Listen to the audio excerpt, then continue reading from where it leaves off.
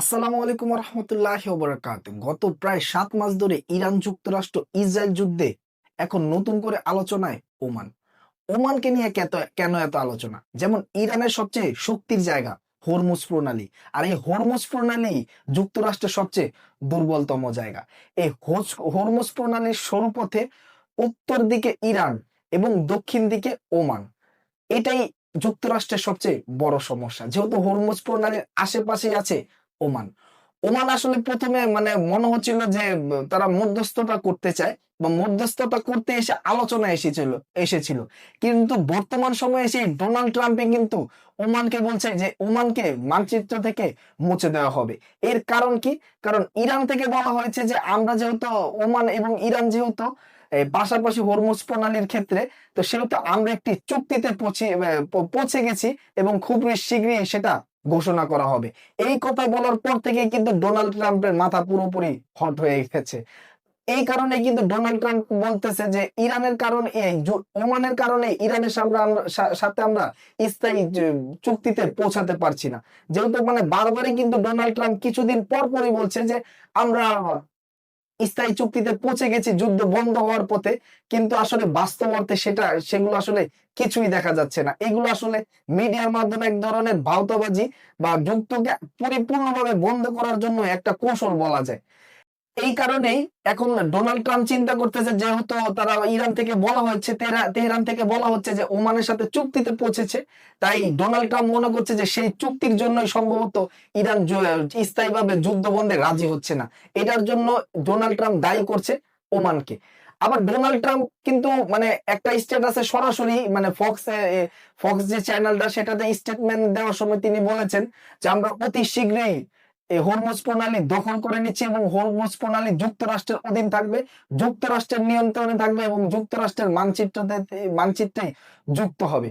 এই কথার পরিপ্রেক্ষিতে ইরান থেকে আবার বলা হয়েছে যে ডোনাল্ড ট্রাম্প যদি হরমুজ প্রণালী দখলের দুঃসাহস দেখায়, তাহলে ডোনাল্ড ট্রাম্পের পা ভেঙে দেওয়া হবে। এই যে কথাটা পা ভেঙে দেওয়া হবে, তেহরান থেকে সোজাসুজি ঠিক এভাবে বলা হয়েছে যে ডোনাল্ড ট্রাম্পের পা ভেঙে দেওয়া হবে। এই যে হরমুজ প্রণালী, এই যুদ্ধ শুরুর আগে ফেব্রুয়ারি মাসে ইরানে যুদ্ধ চালায়, ইরানে হামলা চালায় এই যুক্তরাষ্ট্র এবং ইসরায়েল মিলে। তারপর থেকে কিন্তু এই হরমুজ প্রণালী নিজেদের নিয়ন্ত্রণে রেখে কিছুদিন পর পরে নিজেদের স্বার্থ মতো সুবিধা মতো খুলে দেয়, বন্ধ করে দেয়। এক ধরনের ব্ল্যাকমেল করে রেখেছে হরমুজ প্রণালীর মাধ্যমে ডোনাল্ড ট্রাম্প যুক্তরাষ্ট্রকে ইরান। এই ইরানে এটা নিয়ন্ত্রণের মাধ্যমে কিন্তু যুক্তরাষ্ট্রকে একের পর এক খেয়ে দিচ্ছে। এই যুদ্ধ শুরুর আগে, এই ফেব্রুয়ারি মাসে ইরানে হামলা চালানোর আগে এই হরমুজ প্রণালী রোড দিয়ে কিন্তু বিশ্বের মোট জ্বালানি তেলের পাঁচ ভাগের 1 ভাগ এখান দিয়ে কিন্তু চলাচল হতো। তারপর থেকে এই যুদ্ধের পরে কিন্তু হরমুজ প্রণালী বিভিন্নভাবে যখন বন্ধ হয়ে যায় বা বিভিন্নভাবে বাধাগ্রস্ত হয়, তারপর থেকে কিন্তু বিশ্ববাজারে তেলের দাম একের পর এক দুদু করে বাড়তে থাকে। এই কারণেই কিন্তু ডোনাল্ড ট্রাম্প অনেক বেশি চিহ্নিত হয়ে ওঠে। কারণ যুদ্ধের প্রথম অংশে কিন্তু দেখা যায় যে ইরানের তৎকালীন প্রেসিডেন্ট আয়াতানি খামেনিকে যুক্তরাষ্ট্র হত্যা করে, যুক্তরাষ্ট্র ইসরায়েল মিলে হত্যা করে। তখন ভেবেছিল সবাই যে ইরান সম্ভবত যুক্তরাষ্ট্র এবং ইসরায়েলের সামনে দাঁড়াতেই পারবে না, কিন্তু ইরান যেভাবে দাঁড়িয়েছে, প্রতিরোধের সৃষ্টি করেছে, তা কিন্তু বিশ্ব রাজনীতিতে একটি নতুন একটা চেঞ্জ বা নতুন একটা প্যাটার্নের সৃষ্টি করেছে। কারণ কি? কারণ আমরা তো এতদিন জানতাম যে পৃথিবীর একমাত্র সুপার পাওয়ার যুক্তরাষ্ট্র। যুক্তরাষ্ট্রের কথার উপরে কেউ কথা বলতে পারে না, যুক্তরাষ্ট্রের কথাই শেষ কথা। কিন্তু এই যুদ্ধ আমাদেরকে নতুন ভাবে ভাবিয়ে তুলেছে যে এতদিন মিডিয়া যে বলি আমাদেরকে শিখিয়েছে, সেটা আসলে ডাহা মিথ্যা কথা। এই পৃথিবীর অন্যতম একটি সুপার পাওয়ার এখন ইরান, এটা এখন জলজান্ত সত্য কথা।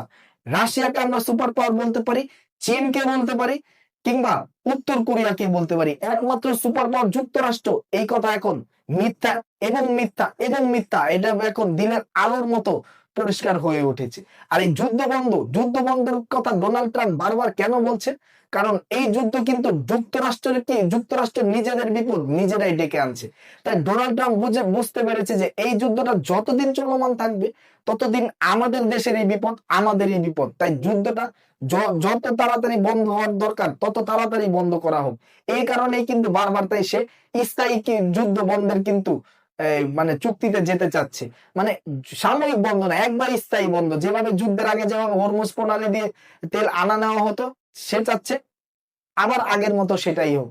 আর ইরান ইরান চাচ্ছে যে না, যুক্তরাষ্ট্র এবং ইসরায়েলকে এবার তারা একটা কঠিন শিক্ষা দেওয়ার শপথ নিয়েছে।